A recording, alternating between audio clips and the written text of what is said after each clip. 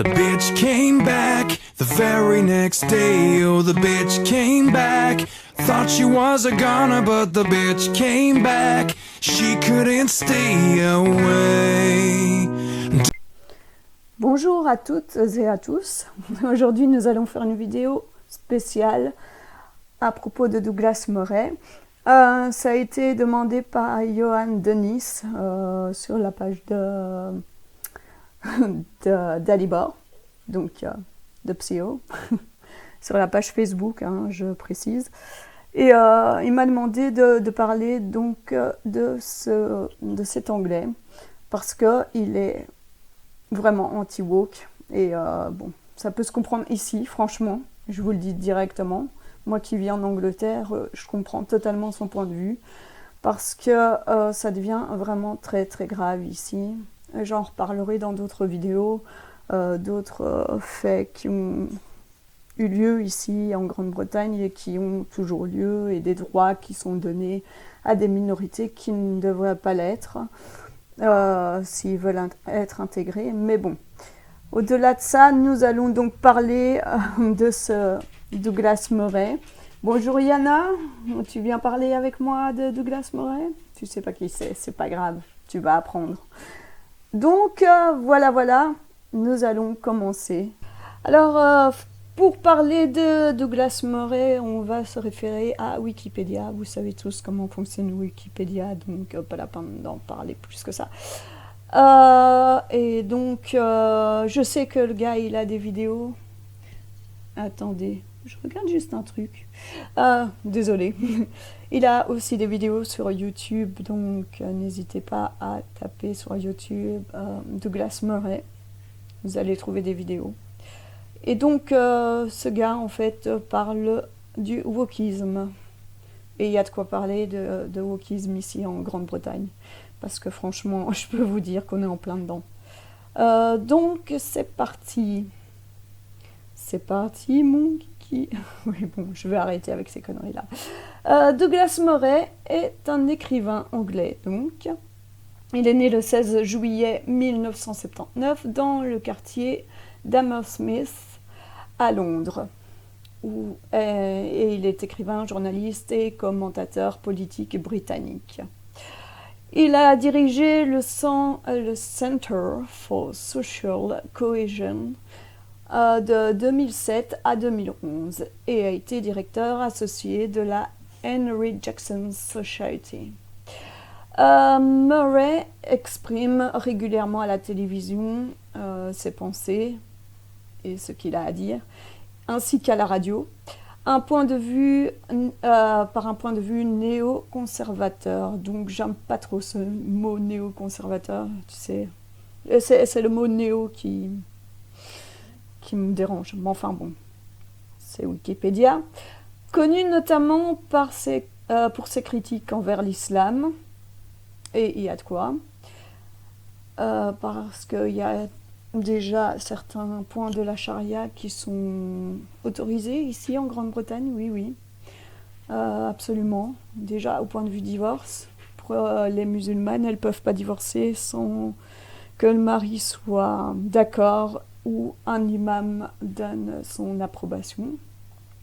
Voilà, ça c'est dit. Il écrit pour de nombreux périodiques, dont Standpoint, The Wall Street Journal and The Spectator. Il est l'auteur de Neoconservatism, Why We Need It, 2005 donc, pour ceux qui ne parlent pas anglais, qui a remporté un vif succès dans les pays anglophones, ainsi que The Bloody Sunday, Truth, Lies and the Civil Inquiry, 2011. Donc nous allons parler de sa biographie maintenant. Formation. Murray est né et a été éduqué avec son frère Hammersmith à Londres. Son frère à Hammersmith à Londres. Pardon, son frère ne s'appelle pas Hammersmith. Sa mère est une fonctionnaire anglaise et son père est écossais, s'exprimant aussi en gaélique et enseignant de profession. La famille passe ses vacances d'été dans la maison ancestrale de son père à l'île de Lewis, où il s'adonne enfant à la pêche. Murray poursuit ses études à la St. Benedict's School d'Ealing, dans le Grand Londres, puis reçoit une bourse pour Eton, avant de suivre des études de littérature anglaise au Magdalen College d'Oxford. Alors, qu'est-ce qu'il a fait comme publication ? Encore étudiant à Oxford, il écrit à 19 ans une biographie de Lord Alfred Douglas, que Christopher Hitchens qualifie de magistrale. Pas mal. Après sa sortie d'Oxford, Murray écrit une pièce de théâtre. Oh my lord, I'm sorry. Nightfall, à propos du diplomate suédois Raoul Wallenberg. Ah oui, je vais me calmer 2 secondes. Parfois, je me fais trop rire. C'est pas grave, on se calme et on se reconcentre sur le texte. En 2005, il fait paraître un panégyrique du néoconservatisme intitulé Neoconservatism, Why We Need It, entreprenant dans la foulée une tournée promotionnelle de l'ouvrage aux États-Unis. Oui, parce que les États-Unis, point de vue wokisme, c'est bien pourri aussi. Enfin bref. En 2007, il collabore à Towards a Grand Strategy for an Uncertain World, a New Wing Transatlantic Partnership, coécrit par le général allemand Neumann, je sais pas, le général américain Kashvili, le maréchal britannique Lord Inge, l'amiral français Langstad et le général néerlandais Van den Bremen. Oui, bon, je peux le dire un peu plus correctement vu que je suis belge, donc nous avons du néerlandais ou plutôt du flamand en Belgique. Sur la nécessité de l'alliance transatlantique, son livre Bloody Sunday remporte le prix du mémorial Howard Biggs 2011-2012 pour l'avancée de la paix et de la compréhension. Il fait paraître en juin 2013 son livre Islamophilia, A Very Metropolitan Malady. Oui, je confirme. En 2017, son livre L'étrange suicide de l'Europe, Immigration, Identité, Islam, traduit de The Strange Death of Europe, Immigration, Identity, Islam, est un succès de librairie. Il y développe l'idée que l'Europe meurt sous le poids de l'immigration, ce qui n'est pas tout à fait faux, qui est extrêmement vrai même, je dirais. En 2019, il publie The Madness of Crowds, Gender, Race and Identity. L'ouvrage est l'une des meilleures ventes en 2020. On se demande bien pourquoi. En Grande-Bretagne, je précise. Il est paru en français en 2020 sous le titre La Grande Déraison, race, genre, identité. Alors, il est journaliste. On va parler de sa carrière de journaliste et apparition dans les médias. Douglas Murray intervient régulièrement dans les médias britanniques, notamment à la BBC, à l'émission Question Time, à This Week, Today BBC Radio 4. Personnellement, moi j'écoute plutôt BBC Radio 2, mais bon, parce qu'il y a plus de musique en fait, mais bon. Ça, c'est une autre histoire, c'est ma vie, c'est l'histoire de ma vie.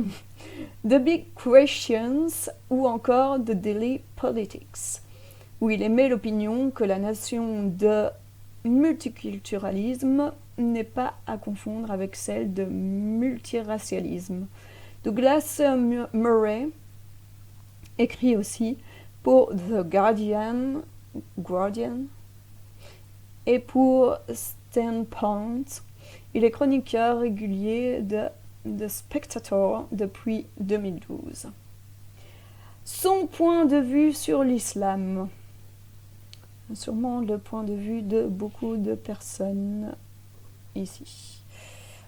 Murray critique régulièrement l'islam au sein duquel il identifie une croyance teintée de fascisme islamique qui est un fondamentalisme pervers né à l'âge des ténèbres pour nous attaquer ici et maintenant. Il considère que le relativisme culturel ne fait qu'exacerber le problème. Il qualifie l'islamophobie de non-sens, car il y a un nombre considérable de raisons de craindre certains aspects, certes pas tous, ainsi que certaines visions de l'islam. À cause de ses commentaires sur l'extrémisme islamique, j'ai du mal à articuler aujourd'hui, tel qu'on peut le rencontrer aux Pays-Bas, il est aujourd'hui obligé, lorsqu'il se rend dans ce pays, de se faire accompagner d'un policier. D'un policier. Moi, j'irais plusieurs. Mais enfin bon. Surtout à notre époque. Douglas Murray a écrit en mars 2009 à la Home Secretary, ministre de l'Intérieur, Jackie Smith, la prévenant qu'il allait demander un mandat d'arrêt international contre le représentant du Hezbollah, Ibrahim Moussaoui, si celui-ci voulait pénétrer au Royaume-Uni. Le Home Office finit par refuser à Moussaoui son visa d'entrée. En 2009, Murray est empêché de présider à la London School of Economics un débat entre Alan Sked et Hamza Zorzis. Désolé pour la prononciation de ce nom. Cela provoque une levée de boucliers de la part de la presse conservatrice, notamment The Daily Telegraph and The Spectator. De la même façon, en 2009, la police interdit à Douglas Murray de participer à un débat avec Anjem Choudary, de crainte que Murray ne soit attaqué. Yeah. Décapité, attaqué, enfin, vous savez, vous connaissez la chanson. Il apparaît ensuite que le service d'ordre était recruté parmi les membres du groupe islamiste Al-Muhajirun. Voyons, comme dirait l'autre. En 2010, Murray débat encore sur le sujet. L'islam est-il vraiment une religion de paix? Accompagné de Ayaan Hirsi Ali, et contre Zeba Khan et Majid Nawaz. À propos de sa vie privée, et on va terminer là-dessus, à propos de Murray, Douglas Murray, qui a grandi dans l'église anglicane, se considère aujourd'hui athée, mais de culture chrétienne, et il est ouvertement homosexuel. Donc, quand il parle... laissez-moi retrouver des genres et tout ça, il est bien placé pour en parler, donc voilà. Sinon, quand je dis quand on dit l'islam une religion de paix, pour bien prouver que ce n'est pas vrai, je vous invite aussi à suivre Majid Oukasha sur YouTube. Vous allez trouver, c'est un musulman repenti, on peut dire ça. Il s'est repenti quand il était ado. Il s'est rebellé contre la religion musulmane qu'on lui imposait par ailleurs. Donc, et il vous parle de cette religion de paix et d'amour, avec beaucoup d'amour. C'est ironique, évidemment. Donc je vous invite à le suivre. Si vous-même vous avez des suggestions pour des vidéos, des gens que je ne connais pas encore, dont vous voudriez que l'on parle ou peu importe, n'hésitez pas. Donc n'hésitez pas non plus à mettre un pouce bleu vers le haut si vous avez aimé cette vidéo. Si vous ne l'avez pas aimé, vous pouvez mettre un pouce rouge vers le bas, donc peu importe, ça m'est égal. Mais n'oubliez pas de me suivre, donc d'activer la petite cloche pour les prochaines notifications aussi, pour mes prochaines vidéos, ainsi que de partager la vidéo si elle vous a plu. Sur ce, je vais vous dire au revoir et à bientôt. The bitch came back the very next day. Oh, the bitch came back.